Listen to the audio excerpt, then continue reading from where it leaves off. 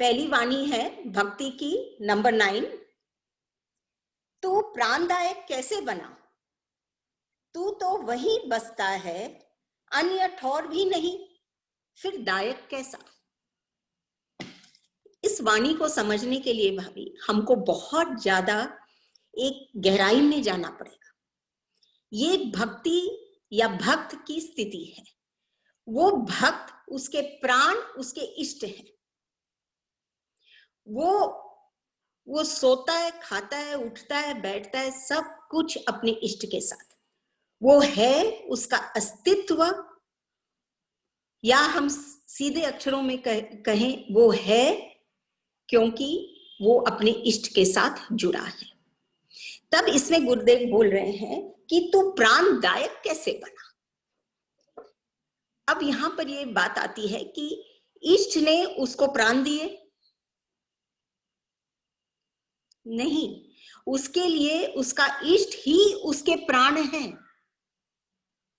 अगर इष्ट नहीं तो उसके प्राण नहीं। सब कुछ उसका इष्ट है। प्राण तो और भी कोई दे देता है, लेकिन प्राण ही ईश्वर है। प्राण हो सकता है आपको आपके माता पिता भी दे देते हैं, वही देते हैं प्राण, तो वो प्राणदायक है, लेकिन प्राण इष्ट है। प्राण मतलब ये जो प्राण है हमारे अंदर, ये जो हमको प्राण मिले हैं हमारे माता पिता से, या तो वो प्राणों में प्राण मतलब इन प्राणों में उसके जीवित होने की स्थिति, उसमें गति, उसमें बहाव या उसमें जीवन, वो तो खुद ही इष्ट है। अगर इष्ट है तो हम जीवित हैं, नहीं तो प्राण तो हमको मिल ही गए। इसीलिए आप फर्क देखिए, एक प्राण जो देता है और एक जो प्राण ही है। एक अलग बात है कि जब तक हमको प्राण नहीं मिलता है तब तक वो प्राण में हम कैसे हमारे इस इष्ट रूपी प्राण को बसाएं। लेकिन एक बार हमको प्राण मिल गए तो हमारे प्राण सिर्फ और सिर्फ हमारे इष्ट हैं। और अगर भक्ति की बात है, ये वो भक्त भक्ति में अपने इष्ट में 100% समाया हुआ है, तभी वो बोलते हैं कि तू तो प्राणदायक नहीं है, तू तो प्राण ही है। अगर तू नहीं होता तो मैं नहीं होता। मेरे प्राण है तू। हो सकता है प्राण हो लेकिन मैं नहीं होता। देखिए, बहुत सूक्ष्म सा अंतर है प्राणदायक और प्राण। एक प्राणदायक जो प्राण देता है, और एक जो प्राण अगर मिल गए तो वो प्राण क्या है? वो प्राण और कुछ नहीं, हमारा इष्ट ही है इन प्राणों में। और फिर ये भी बोले गुरुदेव, तू तो वही बसता है, अन्य ठोर भी नहीं। वो ये बोलते हैं कि ये इष्ट जो है वो सिर्फ और सिर्फ हमारे प्राण में बसते हैं, और कहीं तो वो बसता भी नहीं है। पूरी दुनिया में कैसे वो भक्त वो इष्ट को एकदम एक अलग निकाल के अपने प्राणों में बसा लिए हैं, कि इतना बसा लिए कि अब वो प्राण इष्ट ही हो गए। जैसे अगर इस एक उदाहरण अपने ले, जैसे हम चीनी या नमक कुछ भी जो हम पानी में घोलते हैं, तो पानी तो और कहीं से मिली, लेकिन जब हम इस चीनी को उसमें घोलते हैं तो चीनी का अस्तित्व ही खो जाता है, वो मिल जाता है उसमें। ऐसे ही जब हमारे प्राणों में जब इष्ट समा जाता है, जो भक्त है उसके प्राणों में जब इष्ट समा जाता है, तब उसका अस्तित्व या वो प्राण अलग से कुछ नहीं रहते, वो कंप्लीटली इष्ट ही बन जाते हैं। जैसे वो नदी मिली सागर से तो वो सागर ही बन गई, वैसे ही भक्ति में जब ये भक्त अपने इष्ट के साथ जुड़ जाता है तो उसके प्राण इष्ट ही बन जाते हैं। वो कंप्लीटली घुल मिल जाता है उसमें, उसके प्राण अलग से वो प्राणदायक नहीं रहता, वो प्राण ही हो जाता है। तो ये है। और फिर ये भी बोलते हैं क्योंकि वो भक्त जानता है कि ये इष्ट और कहीं नहीं रहता है और कहीं नहीं बसता, वो सिर्फ अपने भक्त के हृदय में बसता है और कहीं नहीं बसता है।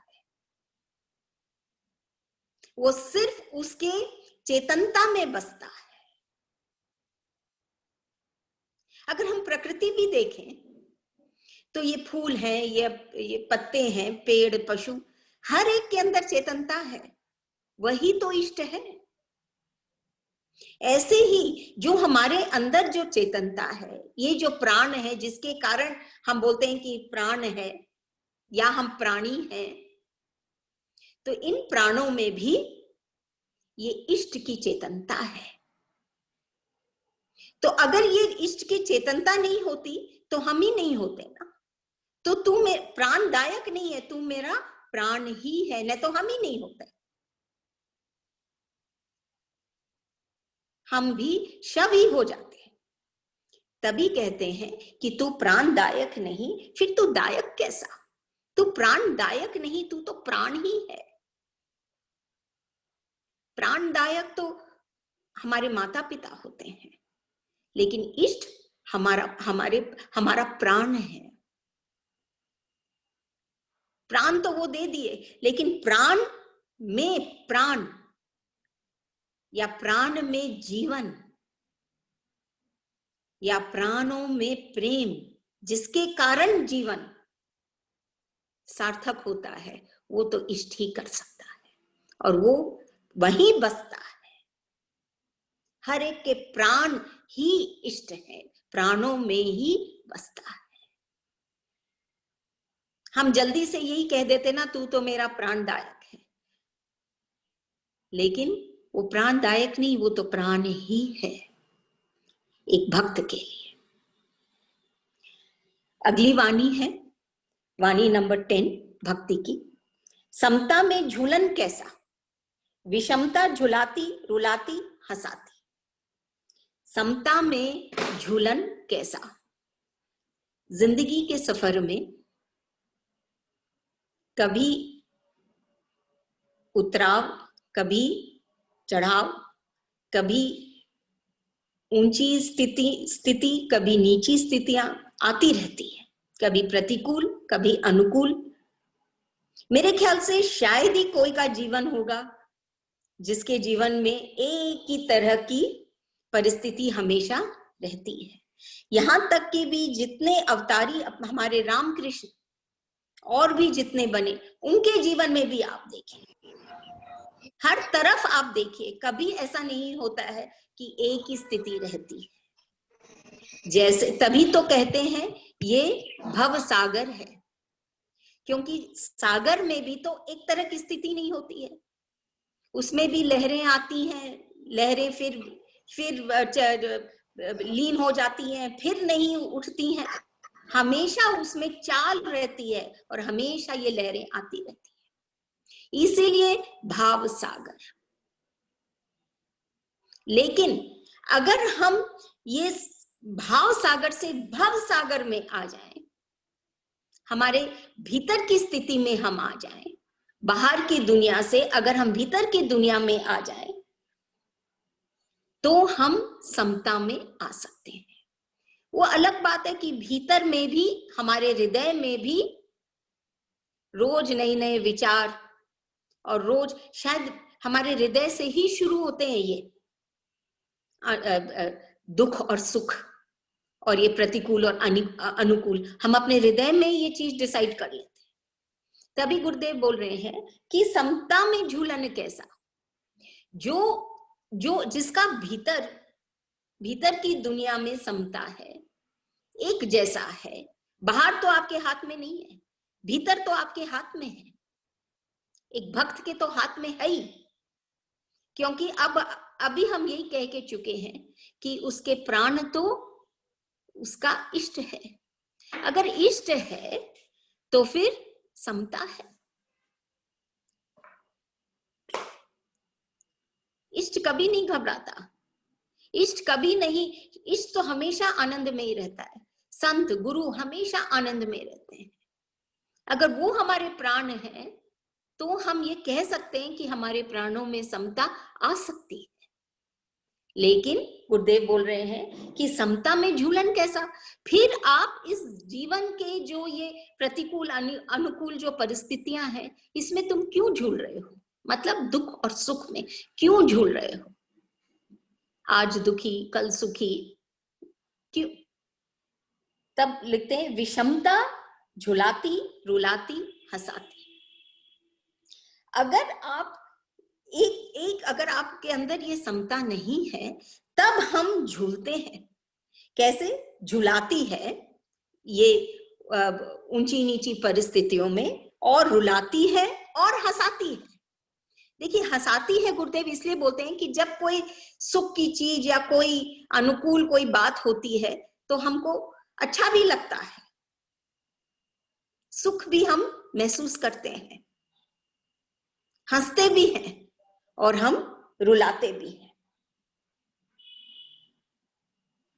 लेकिन जो अपने जीवन को अपनी जो परिस्थिति उसके उनके आगे आए हैं, उस परिस्थिति के हिसाब से अगर वो अपने जीवन को ढाल लें कि ठीक है जो भी आया है उसकी मर्जी से आया है और वो ही मेरा प्राण है और वो ही मुझे इससे उठाएगा, तब वो उसके भीतर में वो समता आती है। और यदि वो गिर गया ऐसी परिस्थिति से तो वो रोने लग जाएगा, या फिर कोई अनुकूल आया तो वो हंसने लग जाएगा, और फिर प्रतिकूल आ जाता है। तो ये दोनों स्थितियों में हमको सम रहना है। सम मतलब चाहे दुख हो चाहे सुख हो, हमको एक ही भाव में रहना है। ये बाहर में शायद इम्पॉसिबल हो सकता है भव सागर में, लेकिन हमारे भीतर जहां भाव है वहां हम ये समता ला सकते हैं। और अगर हमारे भीतर में ये समता आ जाएगी तो फिर हम देखेंगे कि हमारी बाहर की दुनिया में भी समता आ जाएगी, क्योंकि ये जो विचार है ये भीतर से ही उत्पन्न होते हैं। ये विचार भीतर ही हमारे हृदय हमारे मन से ही उठते हैं। तो वहीं पर अगर समता आ जाए तो हम कोई भी परिस्थिति क्यों ना हो हम उसका सामना कर पा सकते हैं। लेकिन अगर हम समता में हैं तो, और समता में आने के लिए ये भक्ति में क्यों है ये वाणी, भक्ति के चैप्टर में, क्योंकि समता तभी आ सकता है कि जो एक गुरु जो समभाव में जी रहा है, जिसके जीवन में भी ये सब बातें होती हैं फिर भी वो सम है, उसके साथ जब हमारा संपर्क होता है तब हम ये समभाव में आ सकते हैं। अगर हम संसार में जिएंगे संसार के हिसाब से तो हम कभी समभाव में नहीं आ पाएंगे। कभी दुखी कभी सुखी, कभी हंसना कभी रोना, यही चलता रहेगा। लेकिन अब हमको अपने आप को बोलना है कि नहीं, हमको ऐसे नहीं झूलना है। इनफैक्ट कहीं पे हम पढ़े थे शायद संतमनी में या कहीं पे गुरुदेव ये भी लिखते हैं कि झूला तो एक आनंद या एक उसके लिए होता है कि आप ऊपर जाओ नीचे आओ आनंद लो। उसी में अगर हम दुख पा रहे हैं तो कहीं ना कहीं कोई बात गलत है। हम भक्ति में अभी तक रमे ही नहीं है। भक्ति में सबसे पहले ये बात आती है कि हम अपने प्राणों में अपने इष्ट को पाते हैं। वो आ जाते हमारे प्राणों में तो इमीडिएटली हमारे में ये समता आ जाती है। हम हर एक परिस्थिति को हम फेस कर पाते हैं बिना कोई तरह के दुख या बहुत ज्यादा ये सुख। जो बाहर की जो परिस्थितियां हैं ये परिवर्तनशील है, कब ये सुख दुख में परिवर्तित हो जाएगा और कब ये दुख सुख में, पता नहीं। एक शरीर का जो पिता होता है, जिसको हम पापा कहते हैं, फादर, एक जो शरीर का जो पिता होता है, वो अपने पुत्र का बाहरी विकास जब देखता है तो वो बहुत खुश होता है कि आज वो ये बनाया, वो खरीदा, वो आगे बढ़ा, वो पोस्ट, तो वो बहुत खुश होता है कि उसकी तरक्की हो रही है। लेकिन एक संत रूपी पिता, वो अपने पुत्र की भीतरी विकास से खुश होता है। उसको ये लगता है कि देखो, अब ये ऐसे झूल नहीं रहा है, और अगर है भी तो ये झूलन का आनंद ले रहा है, उसमें दुखी नहीं हो रहा है, दुख सुख में, और वो जीवन को बहुत सुंदर से जी रहा है। तो ये जो गुरु होते हैं, जो संत होते हैं, जो हमारे पिता होते हैं, वो हमारी भीतरी विकास से खुश होते हैं। वो चाहते हैं कि इनका भीतरी विकास हो, और जो शरीर रूपी जो पिता होता है, वो तो सिर्फ बाहरी विकास या उसकी तरक्की से वो खुश होता है। दोनों पिता हैं, दोनों बेस्ट चाहते हैं, लेकिन जब तक भीतरी विकास नहीं होगा तब तक उसमें नए फूल नहीं खिलेंगे। जब तक जड़ में पानी नहीं दिया जाएगा, जल नहीं दिया जाएगा, तब तक उस पेड़ में फल फूल नहीं लगेंगे। सिर्फ ऊपर से हम डालेंगे तो नहीं होगा। इनफैक्ट भीतरी विकास में तो इतनी शक्ति है जो एक सूखे पेड़ को भी हरा कर देती है। मतलब कि जो दिया बुझ रहा है, जो इस झूलन के कारण बहुत दुखी है, उसको भी वो फिर से जला देता है, फिर से उसका हृदय खिल जाता है। इतनी शक्ति है ये भीतरी विकास में, और ये होता है सिर्फ और सिर्फ समता से, क्योंकि कभी अनुकूल रहेगा, कभी प्रतिकूल हमारा जीवन रहेगा। हमको सम रहना है, और वो सिर्फ और सिर्फ हमारे गुरु, हमारे पिता या इष्ट के साथ हम जुड़ेंगे, वो स्वतः ही हमको उस भाव से भर देंगे कि हम घबराएंगे नहीं, हम गिरेंगे नहीं, हम रोएंगे नहीं, और हम ये ऊपरी, ये जो हंसाती है ना, हंसाती मतलब जब अनुकूल कोई परिस्थिति आई तो आदमी की जो स्थिति होती है, लेकिन फिर प्रतिकूल आ जाती है, एक जैसा तो कभी भी समुद्र रहेगा नहीं। तो ये है कि समता में झूलन कैसा, विषमता झुलाती रुलाती हंसाती। तीसरी वाणी है वाणी नंबर 11 भक्ति की। भक्त को दीन क्यों बनाया? शायद दीन बंधु कहलाने के लिए। देखिए, इस वाणी को समझने के लिए, भक्त कभी दीन नहीं होता है। इसमें गुरुदेव बोल रहे हैं भक्त को दीन क्यों बनाया? भक्त तो दीन नहीं होता है, लेकिन अजीब बात ये है कि वो दीन नहीं होता है, वो तो बहुत गुणों से सजित है, सजा हुआ है। कैसे गुण से भक्त सजा हुआ है? नम्रता से, प्रेम से, धैर्य से, बहुत चीज है उसमें। लेकिन ये ऐसी ऐसी चीजें हैं, ऐसे गुण हैं जो दिखलाई नहीं देते हैं, जो दिखते नहीं है हमको। वो दिखते नहीं है, इसलिए ऐसे लगता है कि ये भक्त दीनहीन है, क्योंकि बाहर की कोई चीज नहीं है ना कि भाई ये है, वो है, धन दौलत, ये सब नहीं है। उसका जो धन है उसके भीतर है। सबसे बड़ा धन है उसके पास, वो है नम्रता, प्रेम। ये सब धन से वो सजा हुआ है, वो सब धन उसके भीतर है, इसीलिए वो दीनहीन लगता है, लेकिन वो दीनहीन है नहीं, वो तो बहुत धनी है। तब गुरुदेव बोलते हैं कि उसको इसीलिए ऐसे दर्शाया गया है, ऐसे वो दिखता है दीनहीन, लेकिन जो भी उस भक्त के समीप जाता है वो बहुत कुछ पाता है, क्योंकि वो भक्त को क्या क्या वो भक्त की दुनिया क्या है? वो भक्त की दुनिया सिर्फ उसका अपना इष्ट है, सिर्फ उसका इष्ट है। तो वो इष्ट को बतलाता है दुनिया में। शायद दीन बंधु कहलाने के लिए अगर भक्त नहीं होता तो भगवान को कौन दीन बंधु कहता?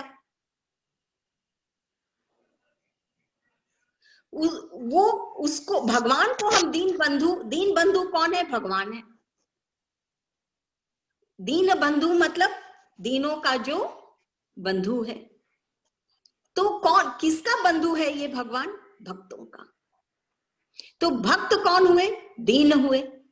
लेकिन हमको ये समझना चाहिए कि दीन यहां पर दीन से क्या मतलब है। दीन से मतलब है कि वो ऐसे सजे हुए हैं और इतने धनी हैं, लेकिन उनका धन ऊपर से नहीं दिखता है, इसीलिए वो लगते हैं कि वो दीन है, लेकिन है नहीं। जब कोई भी उनके संपर्क में आता है वो भी धनी हो जाता है। कैसे? क्योंकि वो भी उस भगवान को पाता है जिस पर ये समर्पित है, ये भक्त समर्पित है। तो वो उस धन को, उस आनंद को वो भी पाता है। और भगवान ही इसमें कहलाने के लिए सब लोग भगवान को जानने लग जाते हैं। अगर दीन बंधु दीन नहीं होता तो दीन बंधु भी नहीं होते, अगर भक्त नहीं होता तो भगवान भी नहीं होते। लेकिन ये भक्त कैसा? जिसके लिए उसका भगवान ही सब कुछ है। तो ऑटोमेटिकली भगवान ही उजागर होते हैं इस दुनिया में। और जो भी ऐसे भक्त के संपर्क में आते हैं, जैसे संत हैं, गुरुदेव हैं, वो भी उस भगवान को पाते हैं। तभी वो शायद दीन बंधु कहलाने के लिए उसको भगवान दीन इसलिए बनाया कि वो दीन बंधु कहलाए जाए भगवान। लेकिन वो ऐसा भक्त हो जो खाली बाहर के आडंबर से नहीं, भीतर से अपने इष्ट से जुड़े और उसका जीवन ही उसका इष्ट हो, तब जाके दीन बंधु भगवान कहलाएंगे और इस संसार में व्यक्त होंगे। और जो इस संत के पास जो संपर्क करेगा वो भी उस इष्ट को पाएगा। नंबर 12, दीनता से परे बंधु का बंधुत्व। दीनता से परे बंधु का बंधुत्व। अब बात आ गई कि एक इंसान तब तक दीनहीन है जब तक वो अपने बंधु से, अपने भगवान से जुड़ा नहीं है। जिस दिन वो अपने इष्ट से जुड़ जाता है वो दीनहीन नहीं रहता है, वो तो धनी हो जाता है उस धन का जो भगवान का है। और जिसके लिए सब लोग तरस रहे हैं, वो शांति वाला, वो संतोष वाला, जिसके लिए सब प्राणी दौड़ रहे हैं लेकिन और ज्यादा विकल हो रहे हैं, नहीं मिल रहा है उनको। तभी बोल रहे हैं दीनता से परे। जब वो इस दीनता से, ये दीनता क्या है? ये मन की स्थिति है, ये मन की स्थिति है। जब तक उसके मन में ये चीज है कि मैं तो कुछ भी नहीं हूं, मेरे पास कुछ भी नहीं है, अभाव से ग्रसित है, दुख से ग्रसित है, चिंता से ग्रसित है, तब तक वो बंधुत्व मतलब ईश्वर की आराधना नहीं कर पाएगा। जब वो इस मन की स्थिति से उठेगा, ये दीनता से, ये बाहर की कोई बात नहीं है, इसमें सब भीतर की बात है। जब वो इस मन की स्थिति से उठेगा, ये दीनता से, तब जाके वो भक्ति कर पाएगा। ये वाणी हमारे लिए कितना इंपॉर्टेंट है। आज देखिए हम नहीं कर पाते हैं भक्ति, क्योंकि हमारे हृदय में अभी भी, मन में अभी भी इतना अभाव है। हम पूर्णता से हमारे इष्ट के हो ही नहीं सकते।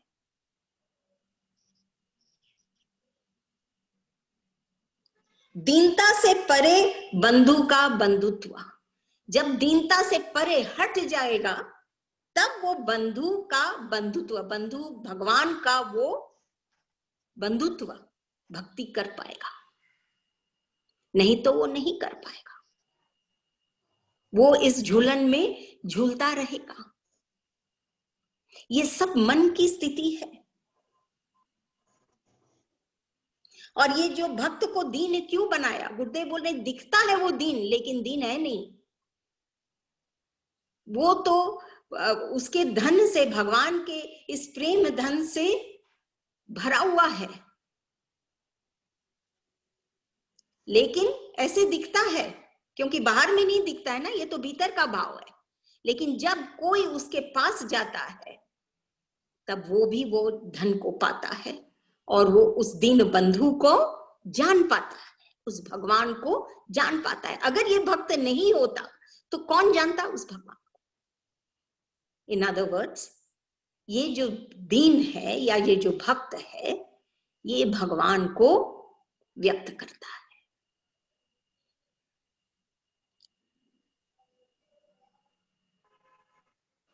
जैसे बोलते हैं ना, हर घट में वो है, लेकिन जिस घट से वो प्रकट हो वो भक्त है। हर एक के अंदर वो है, लेकिन जिस घट मतलब जिसके अंदर से, जिसके हृदय से वो प्रकट होता है, वो भीतर से, बाहर की बात ही नहीं है इसमें। लगता होगा वो जैसे भी बाहर से दीन और जो भी, लेकिन भीतर से वो बहुत धनी है। और जिसके भीतर से ये धन प्रकट होता है वही भक्त होता है, और वो सब कोई को धनी करता है।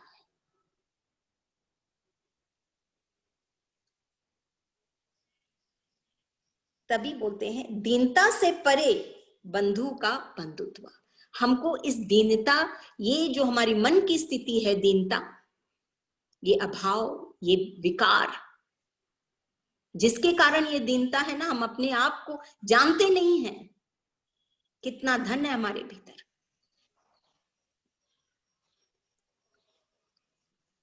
और हम खिल नहीं पाते हैं। हर रोज हम एक तरह से घुट रहे हैं।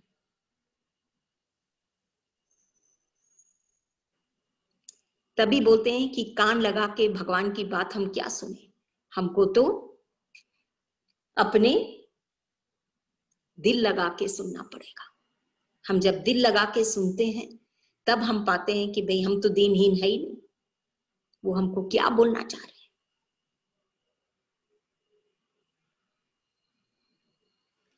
तो दीनता से परे बंधु का बंधुत्व।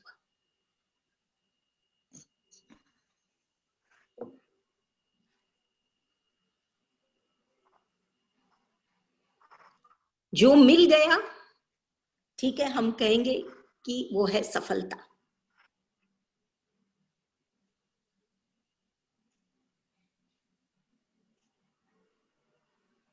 लेकिन जो मिला है उसको चाहना, वो है प्रसन्नता। जो हम चाहते हैं वो मिल गया तो हम बोलते हैं हाँ वो सफलता है, वो सफल हो गए हम।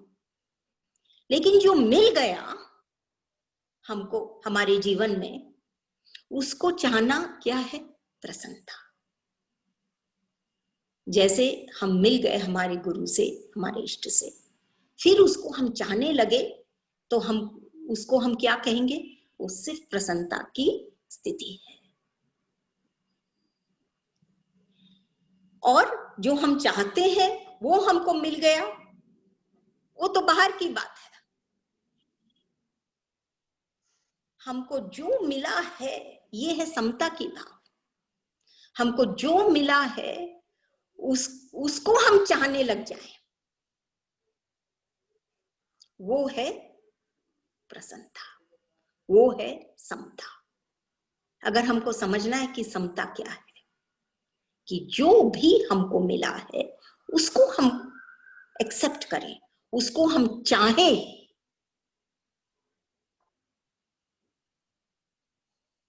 तो प्रसन्नता है।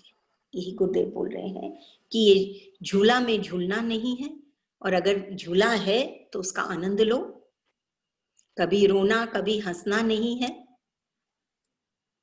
हमेशा उस खिले हुए भाव में, दीनता से परे हमको रहना है, कि हम खुद भी खिले और जो हमारे संपर्क में आए वो भी खिले, और उस दीन बंधु का उनको एहसास हो। बस।